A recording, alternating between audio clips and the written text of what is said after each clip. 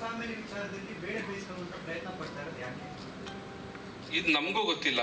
ಇದು ಆ ವ್ಯಕ್ತಿ ಯಾರು ಅಂತ ಐಡಿಯಾನೂ ಇಲ್ಲ. ಯಾಕಂದ್ರೆ ನಾವಿಬ್ರು ಜೊತೆಲಿದ್ದಾಗ ಸೊ ಅವರು ಯಾವ ರೀತಿ ಇವಾಗ ಬೇರೆಯವರ ಒಂದು ಬೇರೆ ವ್ಯಕ್ತಿಯನ್ನ ಇಟ್ಕೊಂಡು ಇವ್ರ ಜೊತೆ ಒಂದು ಸಂಬಂಧನ ಕಲ್ಪಿಸ್ತಾ ಇದಾರಲ್ಲ, ಅವ್ರು ಆ ಬೇಸ್ ಯಾರು ಅಂತಾನು ಗೊತ್ತಿಲ್ಲ. ಫಸ್ಟ್ ಆ ಪೋಸ್ಟ್ ಯಾರು, ಯಾವ ಯೂಟ್ಯೂಬ್ ಚಾನಲ್ ಅಥವಾ ಯಾವ ಇನ್ಸ್ಟಾಗ್ರಾಮ್ ಪೇಜ್ ಅದನ್ನ ಸ್ಟಾರ್ಟ್ ಮಾಡ್ತು ಅಂತ ಗೊತ್ತಿಲ್ಲ.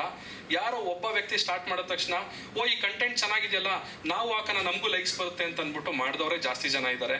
ಸೊ ಇಲ್ಲಿ ನಾವಿಬ್ರು ಪರಸ್ಪರ ಮ್ಯೂಚುವಲ್ ಕನ್ಸೆಂಟ್ ಇಂದ ನಾವು ವಿಚ್ಛೇದನ ಪಡೆದಿರೋದು.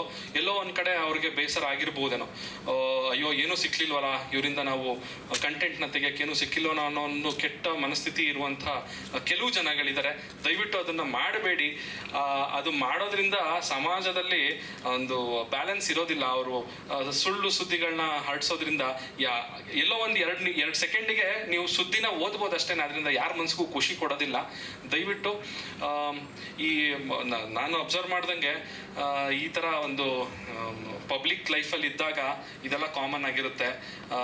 ಯಾಕಂದರೆ ಪ್ರತಿ ವರ್ಷ ಅದು ಬೆಂಗಳೂರು ಫ್ಯಾಮಿಲಿ ಕೋರ್ಟಲ್ಲೇ 8,000 ಡಿವೋರ್ಸ್ ಕೇಸ್ಗಳು ಫೈಲ್ ಆಗುತ್ತಂತೆ. ಅದರಲ್ಲಿ ಈ ರೀತಿ ಪಬ್ಲಿಕ್ ಫಿಗರ್ಸ್ ಆದವ್ರದ್ದು ಮಾತ್ರ ಸುದ್ದಿಗಳು ಈ ರೀತಿ ಬರುತ್ತೆ. ಸೊ ಅದೇನು ಮಾಡೋಕ್ಕಾಗಲ್ಲ, ಅದು ನಾವು ಪಡ್ಕೊಂಡು ಬಂದಿರೋದು. ಸೊ ಹಾಗಾಗಿ ನಾವು ಅದನ್ನ ಅನುಭವಿಸ್ಲೇಬೇಕು.